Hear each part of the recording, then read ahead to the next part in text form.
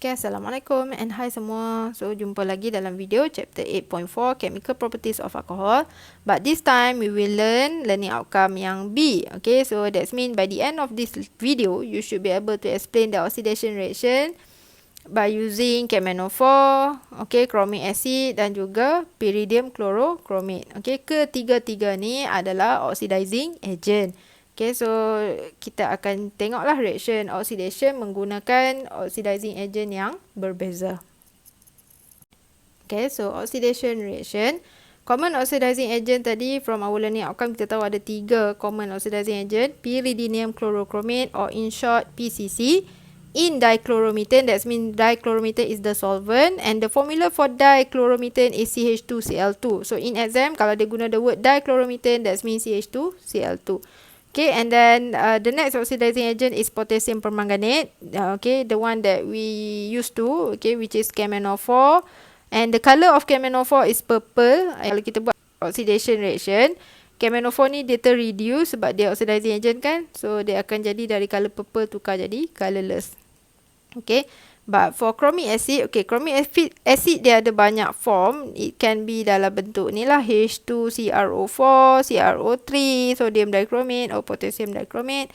And the color start from orange, okay, and dia akan tukar jadi green, okay, bila dia terreduce lah, okay, sebab dia oxidizing agent, dia oxidize benda lain, tapi diri dia sendiri terreduce, okay. Right, so apa beza 3 oxidizing agent ni? Okay, so sini saya dah tulis dah. These two oxidizing agent which is potassium permanganate and chromic acid, tak kisahlah which one pun, dia adalah strong oxidizing agent. That mean kita dah belajar dah dekat chapter alkene hari tu kan.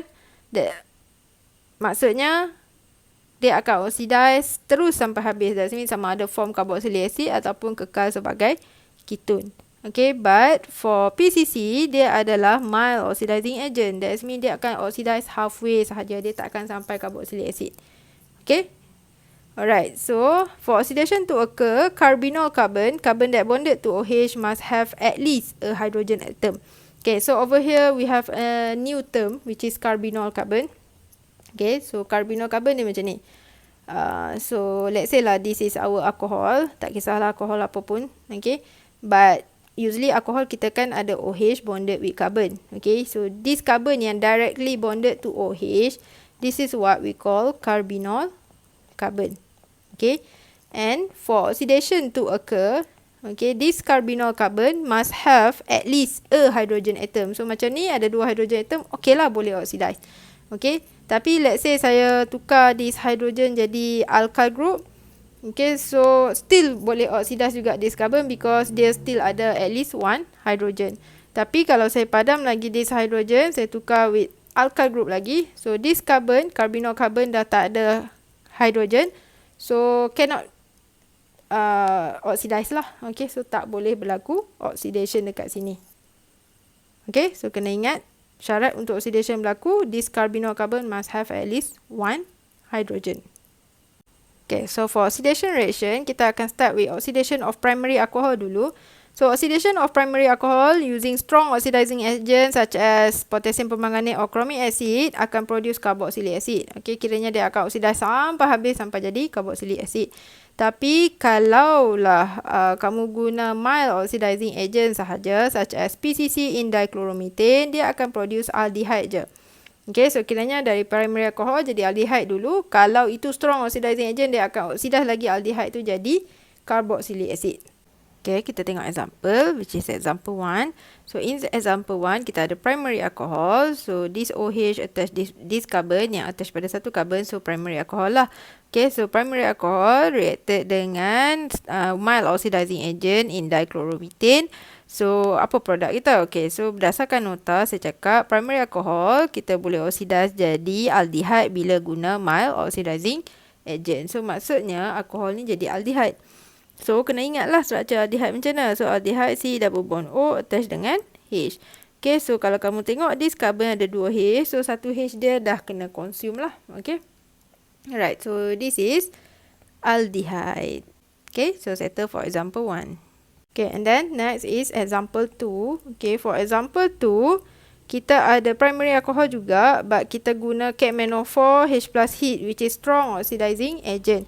Okay, kalau dia strong oxidizing agent, dia akan oxidize this primary alcohol jadi aldehyde dulu. Lepas tu dia akan oxidize lagi aldehyde ni jadi carboxylic acid. Okay, so that's mean our product over here will be carboxylic acid. Okay, so carboxylic acid, kita kekalkan bilangan karbon dia RC. Okay, carboxylic acid is C double bond O, OH. Okay, so this is carboxylic acid. Okay, so dekat sini saya bagi general example je lah. R ni tak kisahlah apa pun. Okay, so itu sahaja. Okay, untuk kita punya reaction. Cuma dekat sini saya bagi tips lah. Okay, so actually what happen adalah bila oxidation reaction, primary alcohol tu akan oxidize jadi aldehyde dulu. Okay, tapi kalau lah dia strong oxidizing agent, aldehyde tu akan teroxidize lagi jadi carboxylic acid. Okay, tapi kalau dia mild oxidizing agent, dia akan stop dekat aldehyde sahaja. Itu maksud saya. Okay, so this is very useful because dalam chapter seterusnya, which is chapter carbonyl, involve aldehyde and ketone, kita akan jumpa lagi oxidation reaction. So kali tu maksudnya kalau kita oxidize aldehyde jadi apa? Jadi carboxylic acid lah. Okay, so you should know the answer dah.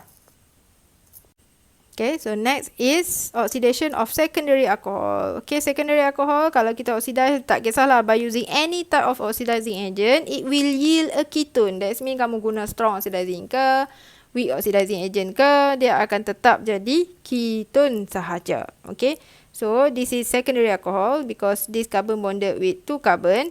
Okay, so this is PCC, mild oxidizing agent, tapi kita dah tak kisah dah oxidizing agent jenis apa pun because kita tahu kalau dia adalah secondary alcohol, dia akan jadi ketone. Ketone structure dia macam ni lah. C double bond O, kiri kanan alkyl group. Okay, so this is ketone. Right, so sama juga dekat bawah ni, secondary alcohol. Okay, oxidize by using CaMnO4 pun akan still dapat ketone. Okay, right, so settle. Okay, so point to take note here adalah kalau kita ada secondary alcohol, tak kisahlah oxidize by strong ke weak ke mild ke oxidizing agent, kita akan hasilkan ketone sahaja. Dia tetap ketone. Okay, so kalau ketone tak boleh oxidize dah. Okay, memang ketone tak boleh oxidize dah sebab C double bond O dia tak ada H. Okay, so cannot be oxidized. So that's why nanti kamu akan jumpa lagi di chapter carbonyl. Kalau kamu ambil ada ketone, kamu oxidize dia memang akan remain as ketone je. Dia tak boleh oxidize. Okay, lastly, oxidation of tertiary alcohol. Tertiary alcohol cannot be oxidized. Okay, so kenapa cannot be oxidized pula? Sebab due to the absence of hydrogen atom at the carbonyl carbon. Tadi awal-awal kan kita cakap, untuk oxidation berlaku, carbonyl carbon, which is this carbon here, okay, this carbonyl carbon must have at least one hydrogen. Okay, tapi tengok sini carbon bonded dengan carbon, carbon. Tak ada langsung hydrogen. So, maksudnya tertiary alcohol, kamu gunalah strong ke, weak ke, mild ke, oxidizing agent, dia tak ada reaction. Okay, ataupun kita tak tulis lah tak ada reaction, kita tulis no observable change. That means kalau color purple tu, dia akan remain as purple lah. Kalau color yang chromic acid tadi orange, dia akan remain as orange. Okay, dia tak ada perubahan.